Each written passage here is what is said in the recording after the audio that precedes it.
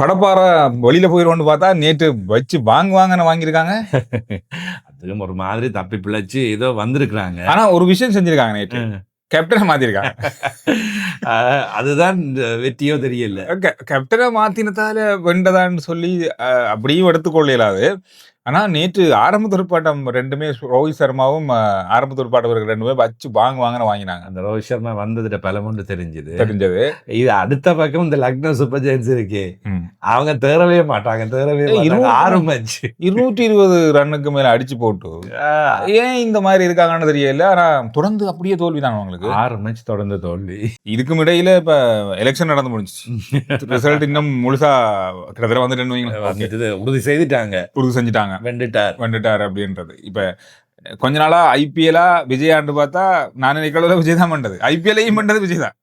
இல்ல, நான் முதல்ல நாங்களே சொன்னேன் தானே சந்திர, இது வந்து தமிழ்நாட்டோட தேர்தல் அலைக்குள்ளதான் ஐபிஎல் காணாம போச்சுன்னு. ஆனா எனக்கு நேற்று ரிசல்ட்ஸ் வந்தது வந்து கொண்டிருக்கேன் தெரிஞ்சது. தமிழ்நாட்டு அரசியலுக்கே இல்ல, எல்லாம் விஜய் அலைக்குள்ளதான் ஐபிஎல் காணாம போனாங்க. தமிழக வெற்றி கழகத்துல அலைக்குள்ளதான் காணாமல் போயிருக்கு. அதுதான் ஐபிஎல்லும் பார்க்க தமிழக மக்கள் அதைத்தான் கொண்டாடி இருக்கின்றார்கள், அதைத்தான் செய்திருக்கின்றார்கள், அதற்காக நிறைய ஒர்க் அவுட் பண்ணி இருக்கின்றார்கள் என்றது தெரியுது. ஒரு சொல்ல போனா என்ன சொல்றது, இப்ப ஒரு மெயின் மீடியாவே இல்லாம எந்த ஆதரவும் இல்லாம தனியா சோசியல் மீடியால மட்டும் இளைஞர்கள் என்னதான் விளையாடினாலும் என்னதான் கிரிக்கெட் பார்த்தாலும் அவர்களுடைய விஷயங்கள் வேறு இடங்கள்ல இருந்தாலும் இப்படியான ஒரு முக்கியமான தேவையான விஷயம் வரும்போது அங்கே களத்தில் நின்று வேலை செய்திருக்கின்றார்கள். பெரியவர்களையும் மாற்றி இருக்கின்றார்கள். நம்ம சீனியர்ஸ் சொல்றவங்க இருக்கிறாங்க தானே, அது ஊடகத்துறைக்குள்ளேயும் எடுத்துக்கொள்ளலாம், ஊடகங்கள்ல பேசுறவங்களையும் இருக்கலாம். இந்த நிறைய அனலைஸ் பண்றோம், இதை பற்றி சொல்லுறோம், அதை பற்றி சொல்றோம், எங்களுக்கு தான் எல்லாம் தெரியும் சொன்னவங்க எல்லாமே இப்ப கடைசியில் தோத்து போனாங்களா? எல்லாரும் அவுட்டா? எங்களுக்கு மட்டும் எல்லாரும் அவுட்டா முடிஞ்சுதா? எனக்கு ஏன்னு தெரியல. இப்ப மக்கள் ஒரு பக்கம் இருக்காங்க, அலையலையா மக்கள் போறாங்க, அலையலையா அதை பத்தி பேசுறாங்க, சோசியல் மீடியால அதை பத்தி பேசுறாங்க, வீட்டுல உள்ளவங்க பேசுறாங்கன்னு சொல்லும் போது ஒரு கணக்கெடுத்துக்க வேணாமா? ஏதோ ஒரு பெரிய மாற்றம் நடக்க போது கணக்கெடுக்காம தான் அந்த அளவு பிக்ஸ் ஆகிறது. இன்னும் ஒரு பக்கமா இந்த ஊடகம் என்று வரைக்க இந்தியாவிலும் இருக்கலாம், இலங்கையிலும் இருக்கட்டும், இந்த நடிகர்கள் இவர்கள் எல்லாரையும் சேர்த்து இவர்களுக்குள்ளேயே ஒரு பிரிவினை.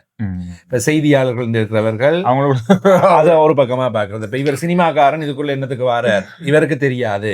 செய்தியாளர்கள், ஊடகவியலாளர்கள், எங்களுக்கு தான் அரசியல் தெரியும், உங்களுக்கு எல்லாம் தெரியாது. இப்படியான விஷயங்கள் எல்லாத்தினையும் ஒரு காழ்ப்புணர்ச்சி, ஒட்டுமொத்த காழ்ப்புணர்ச்சியா ஒரு இளைஞன் முன்னோக்கி வாரண்டா வர விடாமல் அடிச்சு இல்லாம பண்ணி துரத்தி விட வேணும். அது எனக்கு விளங்கையில அரசியலுக்கு புதுசா ஒருத்தர் வரக்கூடாதா அப்படின்றதான் கேள்வி.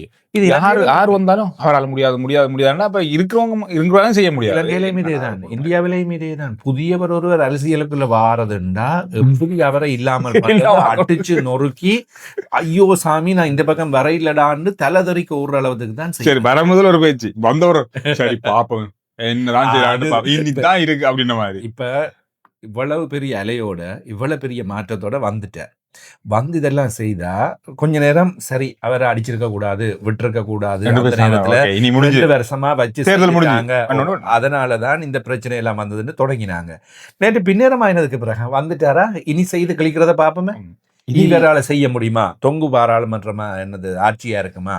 இப்ப எல்லாருடைய நோக்கம் என்னன்னா, இது இலங்கையிலே அதேதான். வந்தது பிறகு ஐயோ வந்துட்டாரா அப்படின்னு சொல்லிட்டு பிறகு என்ன செய்யற பாப்போம் செஞ்சு பாப்போம். என்ன இப்ப அந்த அரச கவுக்குறதுலே இருப்பாங்க. முதல் நாள் இப்ப நேற்று தான் போய் ரிசல்ட்ஸ் எல்லாம் வந்து இன்னும் முட்டு முழுதா வரல. இது உத்தியோகபூர்வமான விஷயம் எல்லாமே இருக்கு.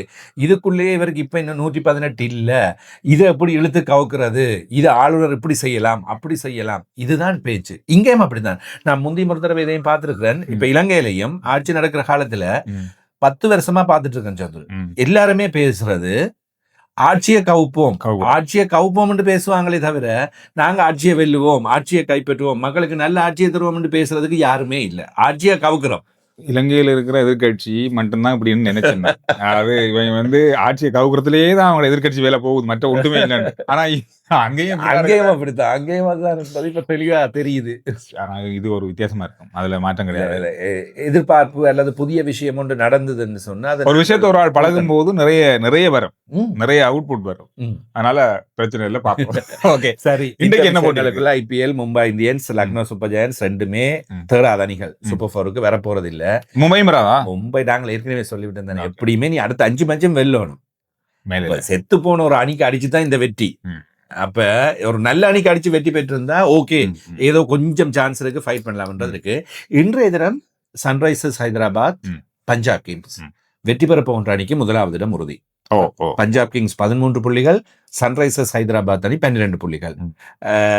வெற்றி பெற்ற அணி கிட்டத்தட்ட அந்த நாளுக்குள்ள முதல் பாதம் இந்தான்ற மாதிரி வச்சிருவாங்க. பஞ்சாபுக்கு அதிக வெற்றி வாய்ப்பு, அதிக வாய்ப்பு. ஆனா ரெண்டு டீம்னு பார்த்தா பஞ்சாபும் கடைசி மேட்ச தோத்துருக்குது, சன்ரைசர்ஸ் ஹைதராபாத்தும் கடைசி மேட்ச் தோத்துருக்கு. பஞ்சாபுக்கு பேக் டு பேக் 2 தோல்விகள், சன்ரைசர்ஸ் ஹைதராபாத் 5 தொடர்ச்சியான வெற்றிகளுக்கு பின்னர் ஒரு தோல்வி.